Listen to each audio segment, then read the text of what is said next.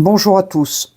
Nous ne sommes pas au Conseil de la métropole qui s'est tenu le 6 avril 2023 dernier et je ne suis pas face à Jean-Luc Moudenc et son équipe pour la bonne et simple raison que j'ai subi une censure complète de la part de Jean-Luc Moudenc qui m'a totalement empêché de prendre la parole sur 3 délibérations pour lesquelles je devais porter une parole concernant des approbations de modifications de divers plans locaux d'urbanisme, PLU, pour 3 communes, Lespinasse, Gratintour et Villeneuve-Tolosane. Et donc c'est de chez moi que je vous lis l'intervention que j'avais prévu de faire et de porter devant le Conseil métropolitain. Donc Monsieur le Président qui n'êtes pas là, chers collègues qui n'êtes pas là et qui m'avaient censuré, j'interviens ici sur les approbations de 3 modifications de PLU, donc pour les communes de Gratintour, Lespinasse et Villeneuve-Tolosane. Alors, nous ne prendrons pas part au vote sur les délibérations qui modifient les PLU de plusieurs communes de la métropole. Nous n'avons d'ailleurs pas pu voter, tellement la censure a été rapide. En effet, si nous en sommes là à devoir discuter des modifications des PLU de chacune des communes de la métropole, c'est à cause de l'insincérité de votre PLUIH, plan local d'urbanisme intercommunal et d'habitat, ce qui oblige donc les maires des différentes communes à faire comme ils peuvent plutôt que d'avoir une vision globale. Ces 3 délibérations, elles ont en commun de fixer comme objectif de favoriser la production de logements sociaux, ce dont nous nous félicitons. Le problème, et c'est souvent le cas avec les délibérations de Jean-Luc Moudenc, c'est qu'entre les intentions et la réalité, l'écart est souvent un gouffre. Pourquoi ? Alors il y a plusieurs problématiques. Nous devons ici rappeler que la réalité de votre politique, M. Moudenc, c'est que pour 3 logements construits, il y en a un seul qui relève du logement social, et que sur 10 logements construits, un seul relève du logement très social, qui pourtant correspond à la majorité des demandes.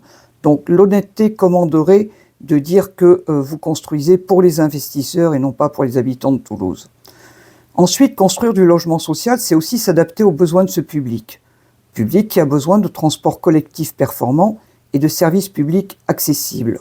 Or, si on examine d'un peu plus près les offres de transport collectif de ces 3 communes, on a toutes les raisons de s'inquiéter de la cohérence urbanisme-transport.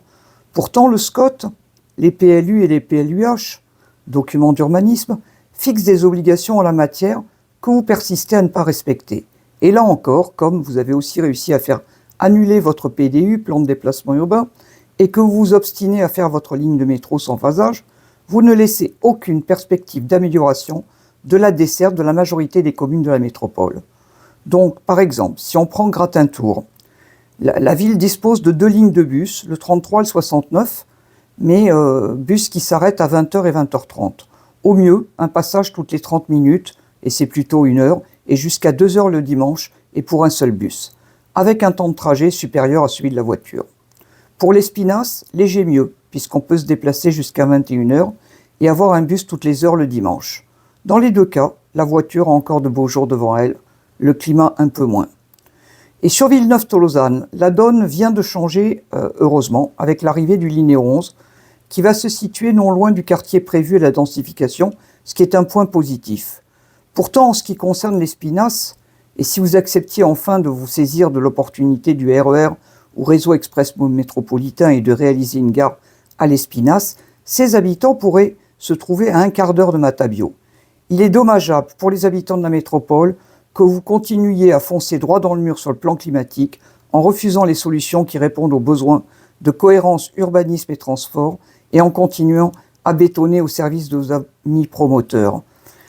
Pour finir, en produisant du logement essentiellement en R+1 ou R+2, c'est-à-dire 1 ou 2 étages, donc souvent sans ascenseur, vous continuez à produire du logement majoritairement inaccessible, donc à exclure toujours plus les personnes à mobilité réduite ou les renvoyer vers les lieux d'assignation à résidence que sont les établissements spécialisés et leur déclinaison moderne dénommée habitat inclusif, eux aussi dénoncés par l'ONU.